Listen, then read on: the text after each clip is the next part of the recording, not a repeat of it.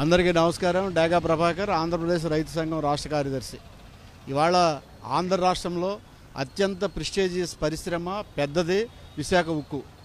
దీన్ని నిర్మాణం చేయడానికి 32 మంది ఆత్మ బలిదానం చేశారు.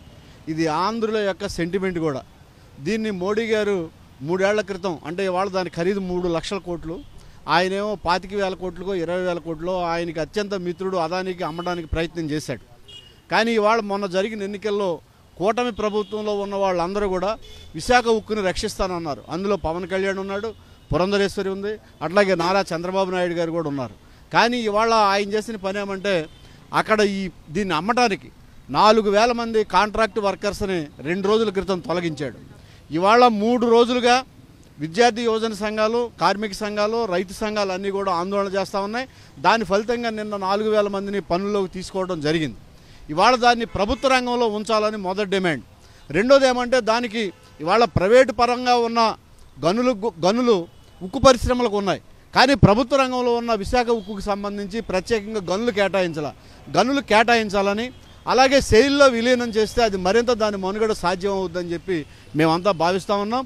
అందుకోసం దాన్ని ప్రభుత్వ రంగంలో కాకుండా ప్రైవేటు పరం చేయడానికి చేసే ప్రయత్నాన్ని ఇండియా కూటమిలో ఉన్న అన్ని సంఘాలు, రైతు సంఘాలు, కార్మిక సంఘాలు తీవ్రంగా వ్యతిరేకిస్తూ ఉన్నాయి. దాన్ని ప్రభుత్వ రంగంలోనే కొనసాగించాలి, లేకపోతే ఆందోళన ఉధృతం చేస్తాం. ప్రజలందరూ కూడా సహకరించాలని ప్రత్యేకంగా విజ్ఞప్తి చేస్తూ ఉన్నాం. ఉన్నటువంటి ఏవైతే భూములు ఇచ్చినటువంటి వాళ్ళ పిల్లలకు కూడా ఉద్యోగాలు ఇవ్వాలని చెప్పని రైతులుగా సంబంధించి కోరుకుంటూ కూడా కనబడుతుంది. నిజమేనా? ఇప్పుడు 40 ఏళ్లకు ముందు రైతులందరూ కూడా విశాఖ ఉక్కు నిర్మాణానికి భూములు ఇచ్చారు.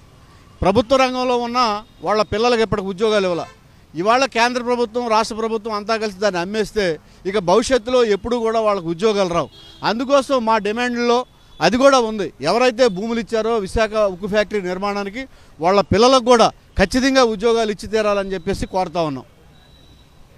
కొంతమంది నాయకులు ఉన్నారు సార్, చెప్పండి, ప్రధానంగా ఏ విధంగా చూస్తారు ఇలాంటి నిర్ణయాల్ని ప్రైవేట్ పరం చేయాలి ప్రభుత్వ రంగ సంస్థలు అని చెప్పని ఎన్డీఏ కూటమి తీసుకున్న నిర్ణయాన్ని మనం గతంలో చూసాం. ఎన్డీఏ కూటమి తీసుకునే ప్రతి నిర్ణయం వెనకాల ప్రైవేటు రంగాన్ని ప్రోత్సహించే విధంగా కొంతమంది బడా కార్పొరేట్ రంగం నాయకులతోటి ఆయనకి, కార్పొరేట్ రంగం యొక్క మనుషులతోటి ఆయనకి ఒక సత్సంబంధాలు ఉన్నాయి.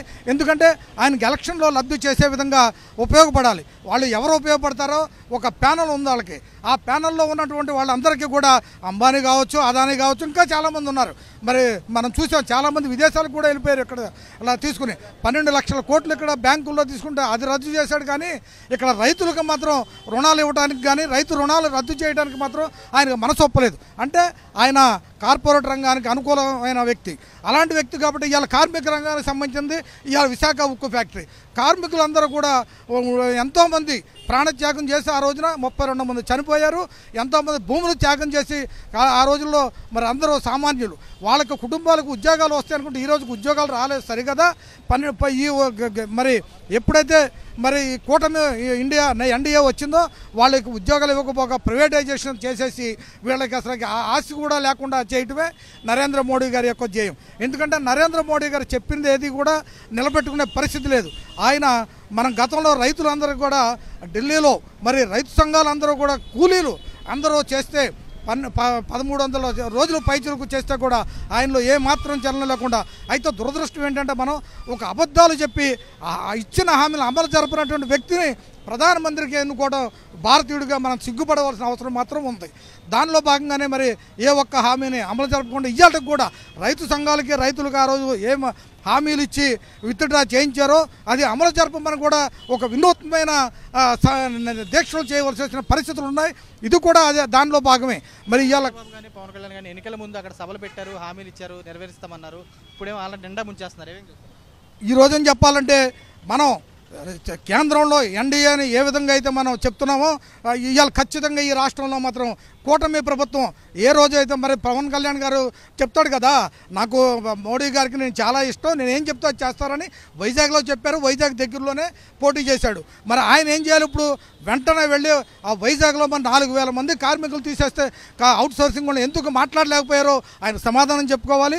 ఇవాళ ప్రైవేటైజేషన్ చేయడానికి వీలు లేదు అని చెప్పి స్పష్టంగా మరి పవన్ కళ్యాణ్ మాట్లాడాలి. అదేవిధంగా మరి చంద్రబాబు నాయుడు గారు ఈ కూటమి ప్రభుత్వం రావడంలో ఇక్కడ అందరూ బాగా భాగస్వాములు అందరూ కూడా పెద్ద ఎత్తున మెజార్టీ ఇచ్చిన గెలిపించారు. నేను ఇచ్చిన హామీని అమలు జరగకపోతే నన్ను నిలదీసే రోజులు దగ్గరకు పడుతున్నాయి. కాబట్టి నన్ను ఎట్టి పరిస్థితుల్లో ఆ హామీని అమలు జరపమని మోడీ మీద ఒత్తిడి వేయాలి. చెప్పాలంటే ఇండియా ఫోరంలో ఉన్న పార్టీలు మేముగా చేయవలసింది ఇది. జనసేన తెలుగుదేశం ఖచ్చితంగా బీజేపీ మీద ఒత్తిడి చేసి ఎట్టి పరిస్థితుల్లోనూ ఇది ప్రైవేటైజేషన్ అవ్వడానికి వీల్లేదు. మేము వాళ్ళకి ఎన్నికల ముందు వాగ్దానం చేసాం, మాకు వాళ్ళు ఓట్లు వేశారు, మమ్మల్ని గెలిపించారు. కాబట్టి ఆ మాటను అమలు జరగకపోతే మేము రేపొద్దున ఏ కార్యక్రమం కూడా ప్రజల్లోకి వెళ్ళలేమని చెప్పి నిలదీయవలసిన బాధ్యత ఎక్కువ వాళ్ళ మీద ఉందని నేను తెలియజేసుకుంటున్నాను. చెప్పండి, ప్రధానంగా చూసుకునే కనుక 100 రోజులు అవుతుంది, పాలన అసమర్థ పాలన చేశారు. వాటిని డైవర్ట్ చేయడానికే ఆల్రెడీ లడ్డు అన్నారు, ఇప్పుడు చూసిన ఏకంగా స్టీల్ ప్లాంట్ అమ్మేస్తున్నారు. ఏమేం చూస్తారా? ఈరోజు 100 రోజు పరిపాలన విఫలమైంది, హామీలు అమలు కాలేదు. అంటే వాళ్ళ వైఫల్యాలన్నీ కప్పిపుచ్చుకోవడం కోసమే ఇవాళ ఎన్డీఏ ప్రభుత్వం అధినేతలు నాటకాలు ఆడుతూ ఉన్నారు. ఇటు చంద్రబాబు నాయుడు గారు కానీ, అటు పవన్ కళ్యాణ్ గారు కానీ ఏమీ లేని లడ్డు వివాదాలను ముందుకు తీసుకొచ్చి ఇవాళ విశాఖ ఉక్కు స్టీల్ ప్లాంట్ని దొడ్డిదారుని అమ్మేడే దానికోసం ప్రయత్నాలు కూడా జరుగుతూ ఉన్నాయి.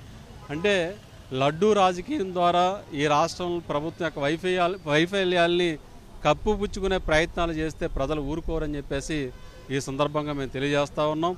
ఇవాళ విశాఖ ఉక్కు ప్రైవేటీకరణ కానివ్వం, ప్రభుత్వ రంగంలోనే కొనసాగిస్తామని చెప్పి ఎన్నికల ముందు హామీలు ఇచ్చారు. మరి ఎన్నికలు అయిపోయిన తర్వాత దాన్ని ఎందుకని ఆ రకంగా దొడ్డిదారిన అమ్మేదానికోసం ప్రయత్నాలు చేస్తానని చెప్పి అడుగుతూ ఉన్నాం. అంటే కేంద్ర ప్రభుత్వం వైఖరిలో మార్పు లేదు. మరి కేంద్ర ప్రభుత్వం వైఖరిలో మార్పు లేనప్పుడు రాష్ట్ర ప్రభుత్వం కేంద్రం మీద ఒత్తిడి తీసుకొచ్చి దాని ప్రభుత్వ రంగంలోనే కొనసాగించే విధంగా ఇవాళ ఆ రకమైన ప్రయత్నాలు చేయాల్సిన అవసరం ఉన్నది. మరి ఇవాళ మన నరసాపురం ఎంపీ గారే కేంద్ర ఉక్కు సహాయ మంత్రిగా ఉన్నారు. ఈయన పడుకుంటున్నారా, నిద్రపోతున్నారని చెప్పి అడుగుతా ఉన్నాం. మరి ఎన్నికల ముందు ఏం చెప్పారు? ఈ విశాఖ ఉక్కుని ప్రైవేటీకరించాం, దాన్ని కాపాడుకుంటామని చెప్పిన పెద్ద మనుషులు ఇవాళ దొడ్డిదారిని అమ్మేయడం కోసం ప్రయత్నాలు చేస్తారా? 4000 మంది కార్మికులు తొలగించే ప్రయత్నం చేస్తారా? చూశారు కబద్దార్. ఇవాళ ఈ ప్రభుత్వానికి హెచ్చరిక దలుచుకున్నాం. ఎందుకంటే పోరాడి కాంట్రాక్ట్ కార్మికులు విజయం సాధించారు. అదే తరహాలో విశాఖ ఉక్కు పరిరక్షణ కోసం కూడా ఉద్యమం జరుగుతుంది. ఈ రాష్ట్ర ప్రజలు చూస్తూ ఊరుకోరని చెప్పేసి కూడా మేము హెచ్చరిస్తూ ఉన్నాం. విశాఖ ఉక్కుని శైలిలో విలీనం చేయాలి, సొంత గనులు కేటాయించాలి, భూములు ఇచ్చిన రైతు బిడ్డలకి ఉద్యోగాలు ఇవ్వాలి. లేని పక్షంలో విశాఖ ఉక్కుని పరిరక్షించే పద్ధతుల్లో ప్రభుత్వాలకు విధానాలు లేకపోతే ఆంధ్ర రాష్ట్ర ప్రజల ఆత్మగౌరవాన్ని తాకట్టు పెట్టే ప్రయత్నాలు చేస్తే ప్రజల ఆగ్రహానికి గురికాక తప్పదని చెప్పేసి ఈ సందర్భంగా మేము హెచ్చరిస్తా ఉన్నాం.